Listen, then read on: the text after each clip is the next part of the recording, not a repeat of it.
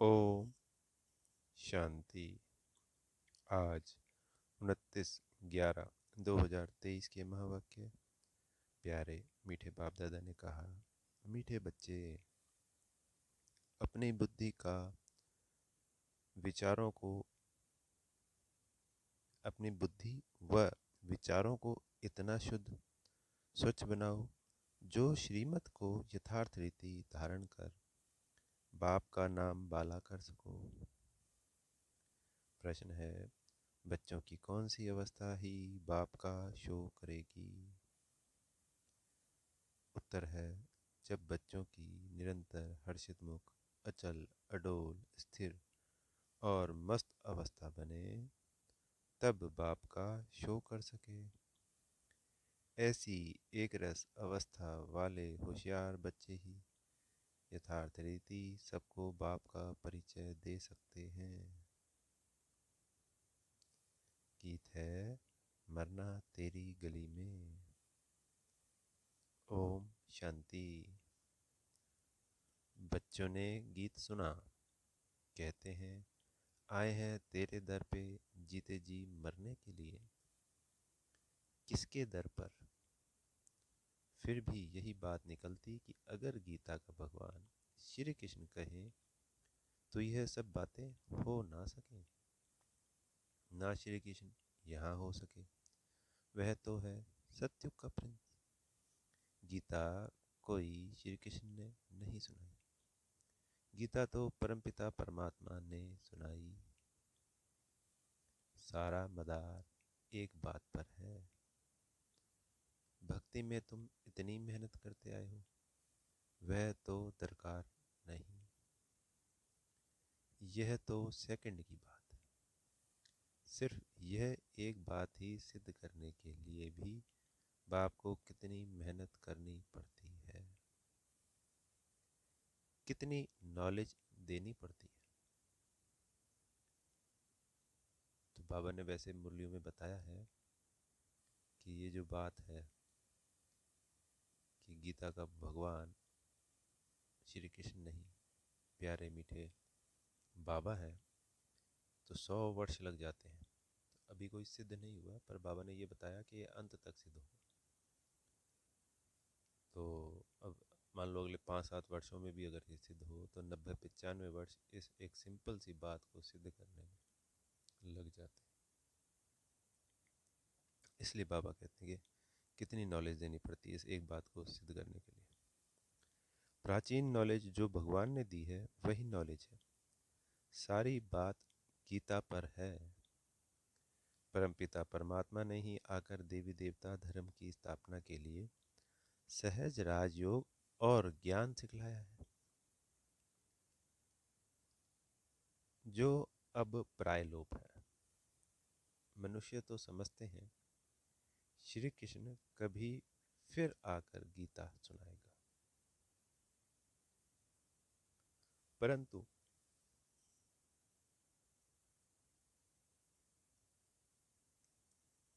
अब तुमको यह अच्छी रीति गोले के चित्र पर सिद्ध करना है कि गीता पारलौकिक परमपिता परमात्मा ज्ञान सागर ने सुनाई। श्री कृष्ण की महिमा और है, परमपिता परमात्मा की महिमा और है। वह है सत्युग का प्रिंस, जिसने सहज राजयोग से राज्य भाग्य पाया है।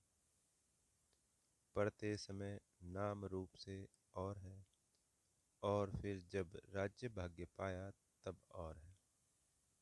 यह सिद्ध कर बताना है। पतित पावन है ही एक बाप, जो पतित पावन है वो परमात्मा के अलावा कोई है ही नहीं। दोनों की महिमा अलग अलग है, नाम रूप से अलग अलग है, दोनों के रहने का स्थान अलग अलग है।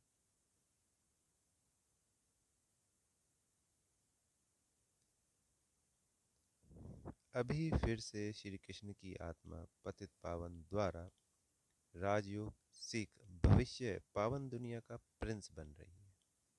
तो ब्रह्मा बाबा के रूप में वही आत्मा जो श्री कृष्ण थी, पतित बन गई थी, वो अब फिर से पावन बन रही है, भविष्य में फिर से प्रिंस बनने के लिए। यह सिद्ध कर समझाने में भी युक्तियां चाहिए। फॉरेनर्स को भी सिद्ध कर बताना पड़ता है। नंबर 1 है ही गीता, सर्वशास्त्रमयी श्रीमद् भगवत गीता माता।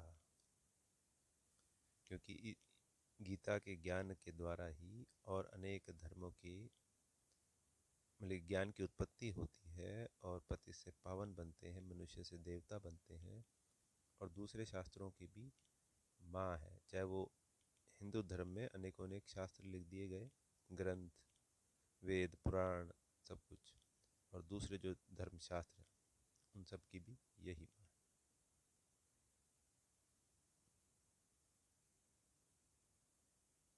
बाप ही माता को अडॉप्ट करते हैं ना।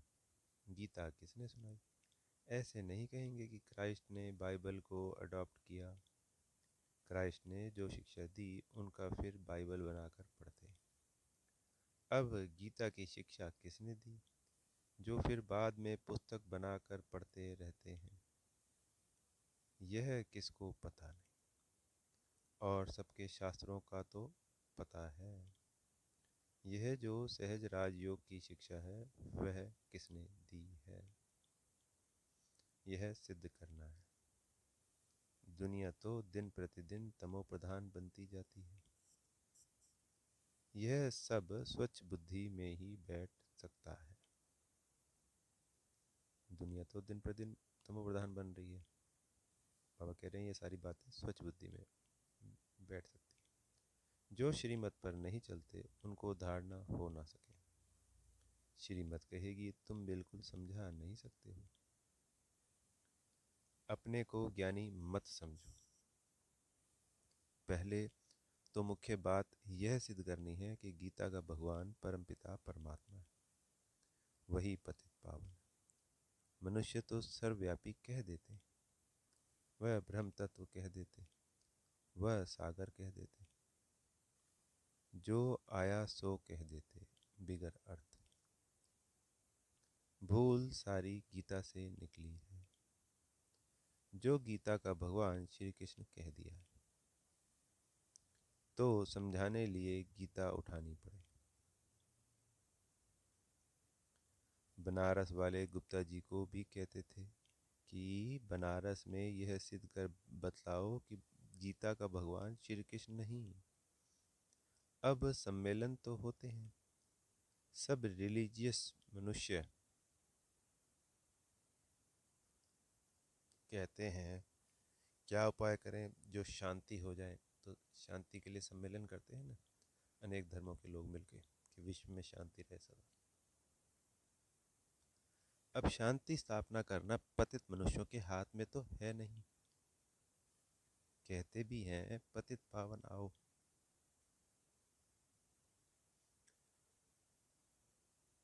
फिर भी पतित कैसे शांति स्थापन कर सकते हैं, जबकि बुलाते रहते हैं, परंतु पतित से पावन बनाने वाले बाप को जानते नहीं हैं।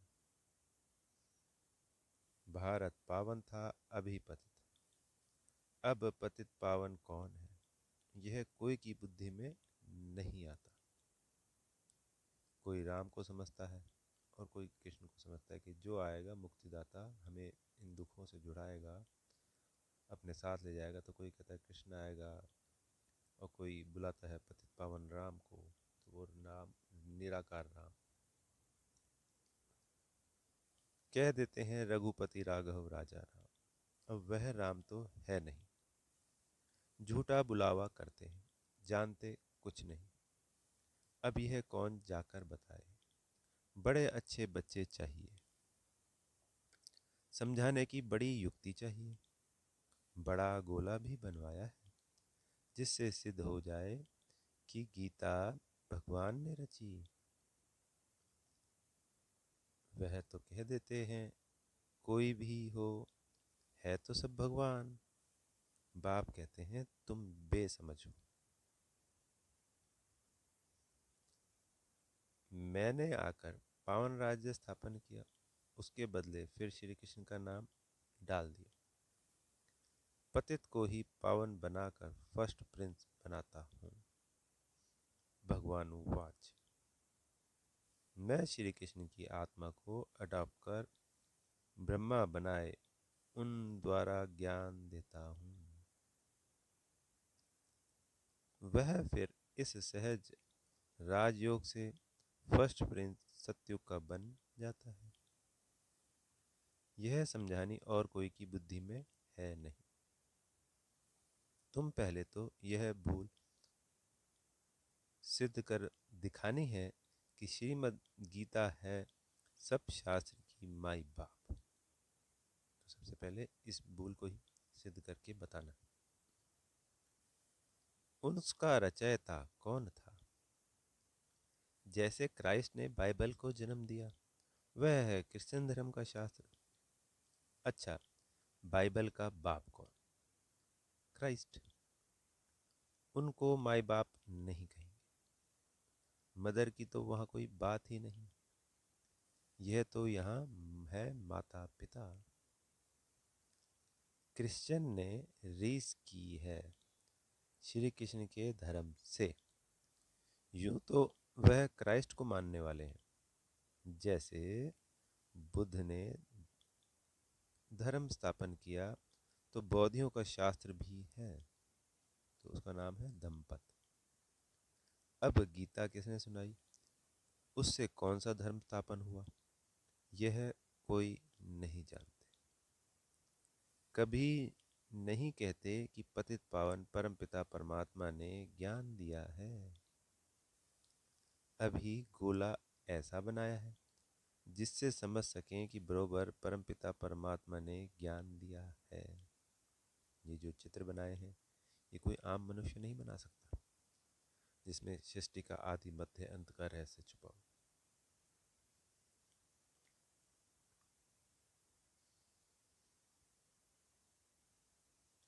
राधे कृष्ण तो सतयुग में हैं।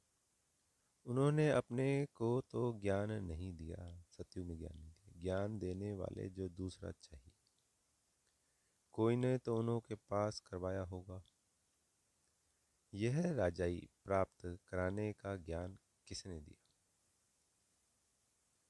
किस्मत आपे तो नहीं बनती। अगर राधा कृष्ण लक्ष्मी नारायण बने हैं, वो कोई तो कारण होगा कि वही आत्माओं को क्यों चुना गया कि वो लक्ष्मी नारायण बन गए, पूरे विश्व के महाराजा महारानी। जब इस कर्म भूमि पे हर कर्म की प्रारब्ध होती है और उसी के आधार पर, पिछले जन्मों के कर्मों के आधार पर हम सब आत्माओं को जन्म मिलता है। तो कुछ तो किया होगा उन्होंने जिसके आधार पर वो लक्ष्मी नारायण बने, पूरे विश्व के मालिक बने। क्योंकि वहाँ तो प्रजा भी है, चांडाल भी है, साहूकार भी है, तो सब अलग अलग बने हैं। तो कोई ना कोई कारण से ही तो बने हैं ना जी, पिछले जन्मों के किए कर्मों के आधार पर। तो वो पुरुषोत्तम संगम युग पे उन्होंने इस गीता ज्ञान के द्वारा ऐसी प्रारब्ध पाई।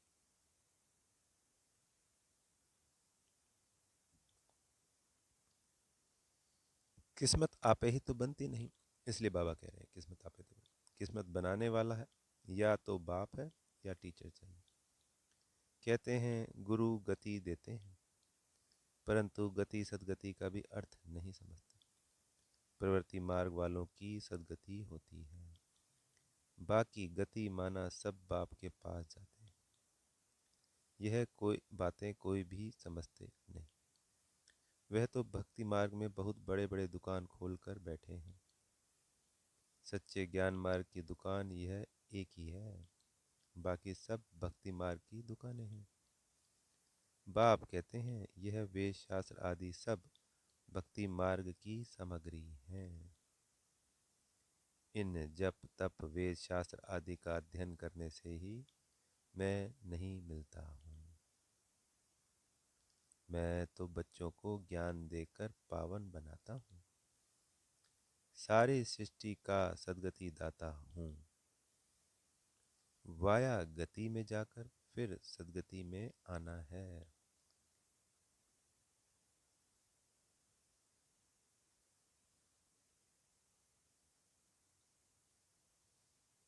सब तो सतयुग में नहीं आएंगे, यह ड्रामा बना हुआ है। जो कल पहले तुमको सिखाया था, जो चित्र बनवाए थे वह अब बनवा रहे हैं। मनुष्य कहते हैं, 3 धर्मों की टांगों पर सृष्टि खड़ी है। एक देवता धर्म की टांग टूट गई है, इसलिए हिलते रहते हैं। पहले एक धर्म रहता है जिसको अद्वैत राज्य कहा जाता है। जहाँ कोई दूसरा राज्य ना हो उसको अद्वैत कहते हैं। फिर वह एक टांग कम हो, 3 टांगे निकलती है। तो 3 टांगे कौन सी बता रहे हैं बाबा? एक इस्लाम धर्म, दूसरा बौद्ध धर्म, तीसरा क्रिश्चियन धर्म, जिसमें कुछ भी ताकत नहीं रहती है। आपस में ही लड़ाई झगड़ा चलता रहता है। धनी को जानते नहीं, यानी पिताश्री को, यानी परमात्मा को जानते नहीं। निधन के बन पड़े हैं। समझाने की बड़ी युक्ति चाहिए। प्रदर्शनी में भी यह बात समझानी है कि गीता का भगवान श्री कृष्ण नहीं है, परम पिता परमात्मा है, जिसका बर्थ पैलेस भारत है। श्री कृष्ण तो है साकार, वह है निराकार। उनकी महिमा बिल्कुल अलग है। ऐसी युक्ति से कार्टून बनाना चाहिए जो सिद्ध हो जाए कि गीता किसने गाई। अंधों के आगे बड़ी आरसी रखना है। आरसी मतलब आईना। यह है ही अंधों के आगे आईना। जास्ती टू मच में नहीं जाना है। कड़ी भूल यह है, परमपिता परमात्मा की महिमा अलग है। उसके बदले श्री कृष्ण को महिमा दे दी है। लक्ष्मी नारायण के चित्र में नीचे राधे कृष्ण है, वही फिर लक्ष्मी नारायण बनते। लक्ष्मी नारायण सतयुग में, राम सीता त्रेता में। पहला नंबर बच्चा श्री कृष्ण है। उनको फिर द्वापर में ले गए हैं। यह सब है भक्ति मार्ग की नूंद। विलायत वाले इन बातों से क्या जाने। ड्रामा अनुसार यह ज्ञान किसके पास भी है नहीं।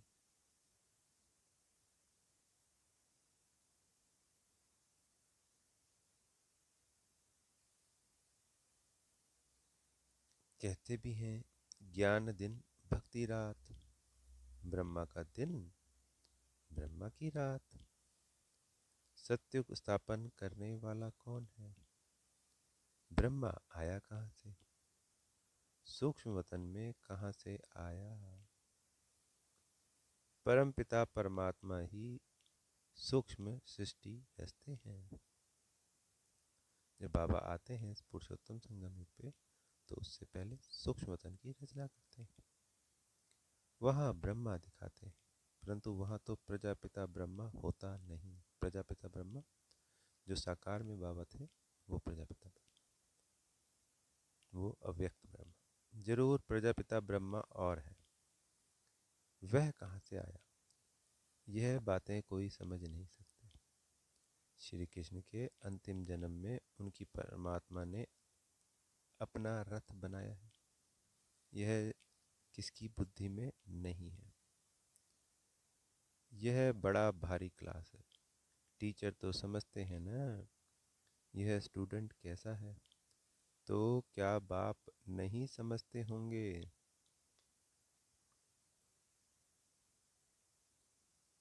यह बेहद का बाप का क्लास है।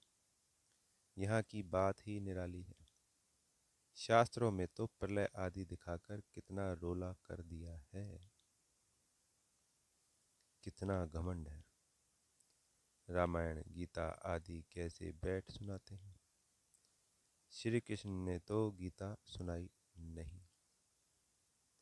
पिछले 3-4 दिनों से बाबा गीता का भगवान कौन, गीता किसने सुनाई, और 3-4 दिन नहीं, काफ़ी दिनों से लगातार इसी टॉपिक के ऊपर मुरली सुना रहे, चला रहे।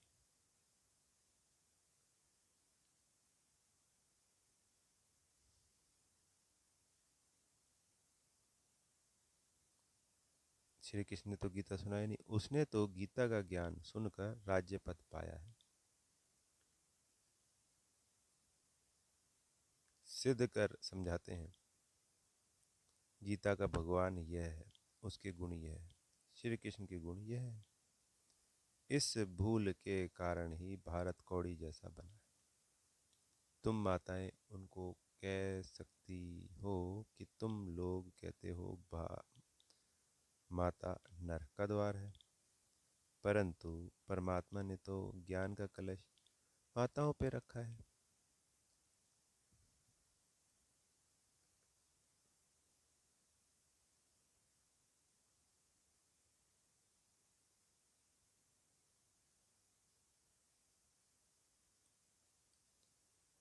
तुम निंदा कर रहे हो, परंतु बोलने वाले को बड़े, जो बोलने वाले हैं ये बातें, बड़े होशियार चाहिए।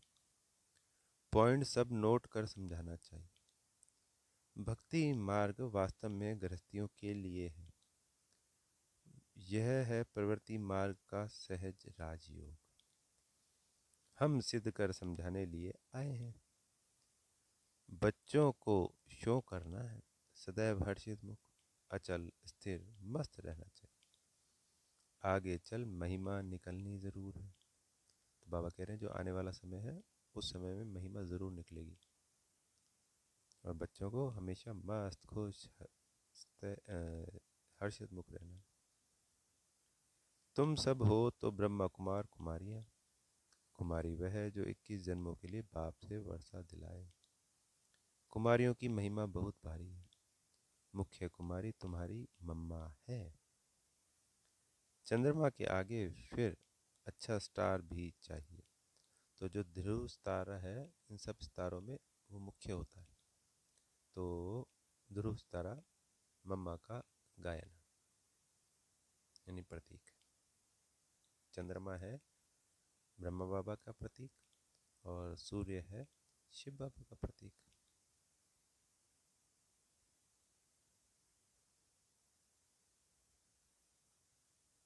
यह ज्ञान सूर्य है, यह गुप्त मम्मा अलग है यानी ब्रह्मा बाबा। इस राज को तुम बच्चे ही समझकर समझा सकते। उस मम्मा का नाम अलग है, मंदिर उसके हैं। इस गुप्त बूढ़ी माँ का मंदिर थोड़ी ही है, यानी ब्रह्मा बाबा का कोई मंदिर नहीं, वो एक ही मंदिर है सिर्फ माता। यह माता पिता कंबाइंड है। दुनिया यह नहीं जानती। श्री कृष्ण तो हो नहीं सकता, वह फिर भी सत्युग का प्रिंस है। श्री कृष्ण ने भगवान श्री कृष्ण में भगवान आ ना सके, समझाना बहुत सहज है। गीता के भगवान की महिमा अलग है। वह पतित पावन सारी दुनिया का गाइड लिबरेटर है। मनुष्य चित्रों से समझ जाएंगे कि बरोबर परमात्मा की महिमा अलग है। सब एक थोड़ी ही हो सकते हैं।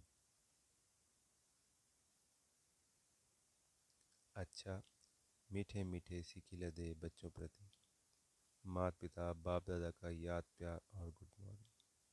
रूहानी बाप की रूहानी बच्चों को नमस्ते। धारणा के लिए मुख्य सार। पहला पॉइंट, अपनी अवस्था बड़ी मस्त अचल अडोल बनानी है, सदा हर्षित मुख रहना है। दूसरा पॉइंट,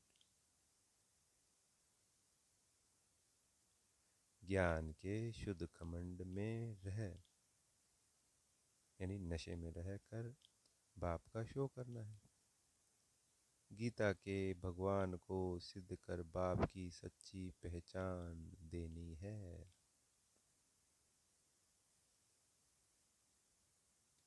प्यारे सतगुरु जी से वरदान मिल रहा है, समृद्धि स्वरूप बन, विस्मृति वालों को स्मृति दिलाने वाले सच्चे सेवाधारी भव। अपने स्मृति स्वरूप फीचर द्वारा औरों को स्मृति स्वरूप बनाना, यही सच्ची सेवा है। आपके फीचर्स औरों को स्मृति दिला दें कि मैं आत्मा हूँ। मस्तक में देखते ही चमकती हुई आत्मा व मणि को, मस्तक में देखें ही चमकती हुई आत्मा व मणि को। जैसे सांप की मणि देख करके सांप की तरफ कोई का भी ध्यान नहीं जाता। यानी जब मणि दिखाई देती है ना तो सबका ध्यान मणि पे जाता है, सांप की तरफ नहीं जाता। ऐसे अविनाशी चमकती हुई मणि को देख देह भान को भूल जाएं। अटेंशन स्वतः आत्मा की तरफ जाए। विस्मृति वालों को स्मृति आ जाए, यानी जो और संसार की आत्माएं भूली बैठी हैं, विस्मृत हुआ पड़ा है, तो हमारा ये आत्मिक अभ्यास उनको भी अपने स्मृति में ला दे। तब कहेंगे सच्चे सेवाधारी। स्लोगन है, अवगुण धारण करने वाली बुद्धि का नाश कर, सतो प्रधान दिव्य बुद्धि धारण करो। अच्छा, ओम शांति। बेहद का शुक्रिया प्यारे प्यारे मीठे मीठे बाप दादा जी का।